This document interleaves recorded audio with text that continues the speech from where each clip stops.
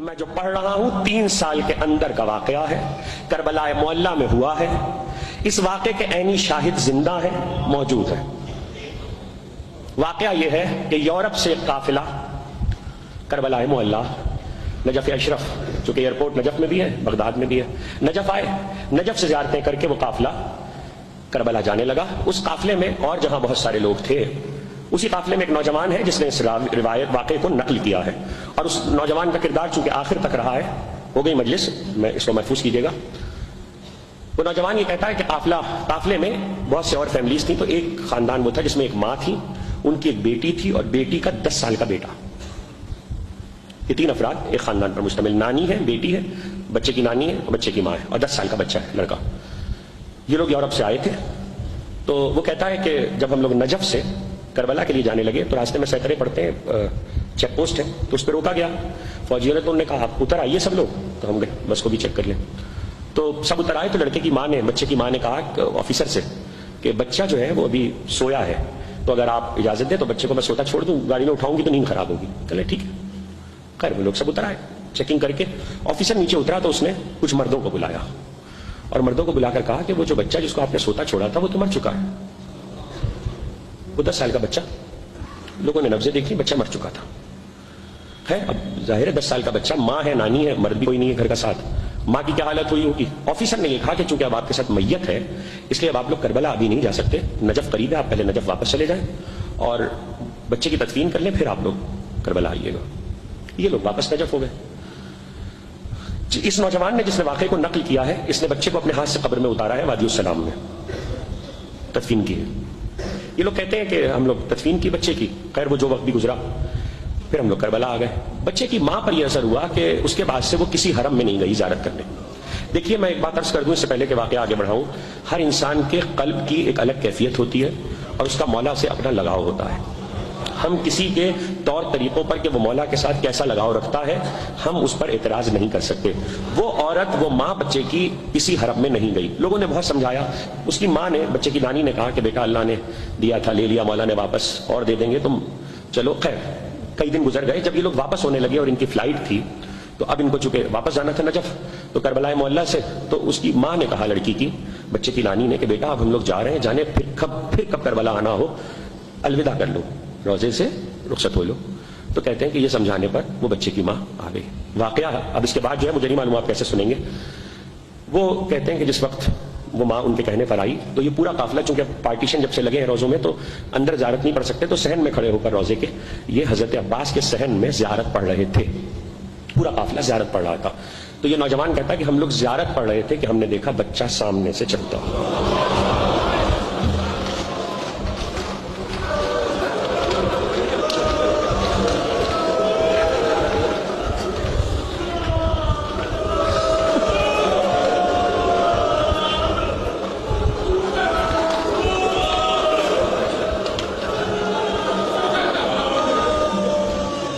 بچہ سامنے سے چلتا ہوا ہے حضرت ابو الفضل کے صحن میں۔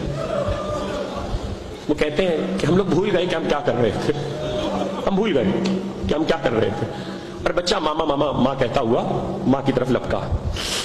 ماں نے بچے کو تڑپ کے گلے سے لگایا، بیٹا تم کہاں تھے؟ بچہ یہ کہہ رہا اماں میں تو آپ کو ڈھونڈ رہا تھا۔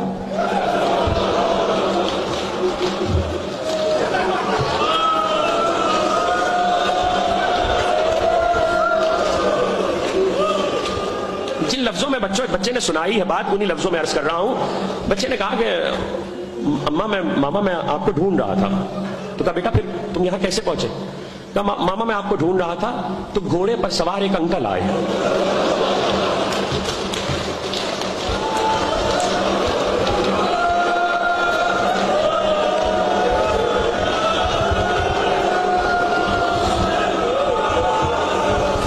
خدا آپ کی آوازوں پہ رحمت نازل کرے، خدا آپ کی آنکھوں پہ رحمت نازل کرے۔ جوان تھے، وہ مجھ سے کہنے لگے تم کس کو ڈھونڈ رہے ہو؟ کہ میں اپنی ماں کو ڈھونڈ رہا ہوں۔ تو مجھ سے کہنے لگے اچھا ایسا کرو، میرے گھوڑے پہ میرے پیچھے بیٹھ جاؤ، میری پشت کے پاس گھوڑے پہ بیٹھ جاؤ۔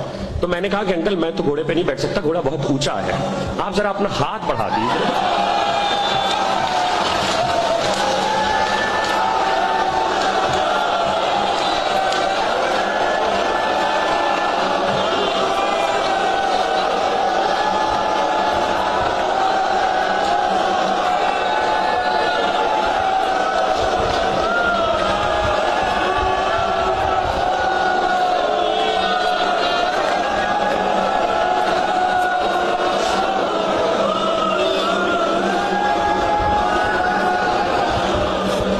اپنا ہاتھ بڑھا دیجئے، میں آپ کا ہاتھ پکڑ کے گھوڑے پہ سوار ہو جاتا ہوں۔ تو انہوں نے کہا بیٹا میرے ہاتھ نہیں ہے،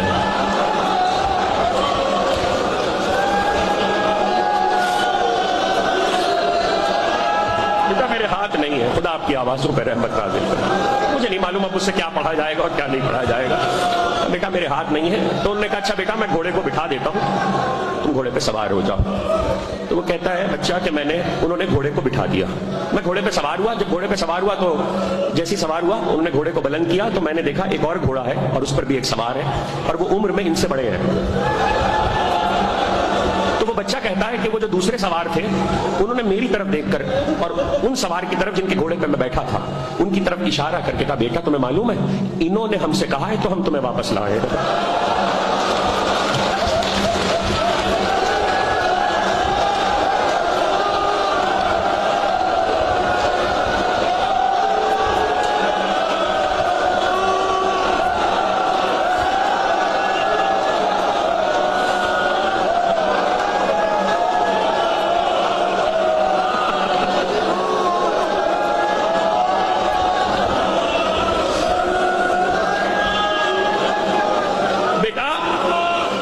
انہوں نے ہم سے کہا ہے تو ہم تمہیں واپس لائے ہیں۔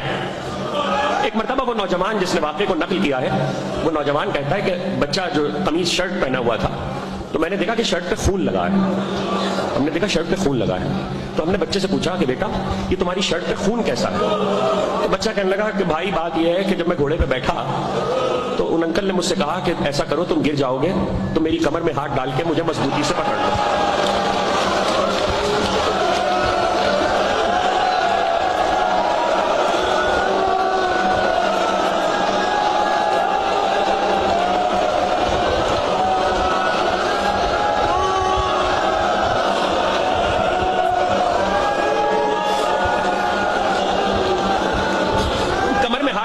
مجھے مضبوطی سے پکڑ لو بھائی۔ میں نے انہیں کمر میں ہاتھ ڈال کے مضبوطی سے پکڑ لیا، ان کے بدن پہ جو لہو لگا تھا وہ میرے لباس پہ لگ گیا، میری شرٹ پہ لگ گیا۔ یہ نوجوان کہتا ہے کہ ہم لوگوں کے سمجھ میں ہی نہیں آیا، ہم اتنے حواس کھو چکے تھے، کہتے ہیں ہم لوگوں کی فلائٹ تھی لیکن ہم نے فلائٹ مس کر دی اور ہم واپس نجف گئے۔ اس نوجوان کا بیان ہے، کہتا ہم نجف گئے، واقعہ ختم ہو گیا، کہتا کہ ہم نجف گئے اور میں نے وادی السلام میں وہاں باقاعدہ انتظامیہ سے اجازت لی قبر کھودنے کی، یہ واقعہ سنا کر۔ تو کہتا ہے جس قبر میں میں نے بچے کو اتارا تھا اپنے ہاتھوں سے، جب میں نے قبر کھودی ہے تو اس میں خالی کفن رکھا ہوا تھا۔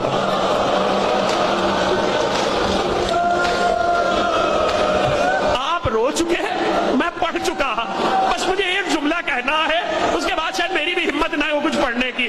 ہاتھ جوڑ کے عباس کی بارگاہ میں اتنا کہوں گا، اے ماں کے لیے بچے کو واپس لانے والے، سکینہ تماج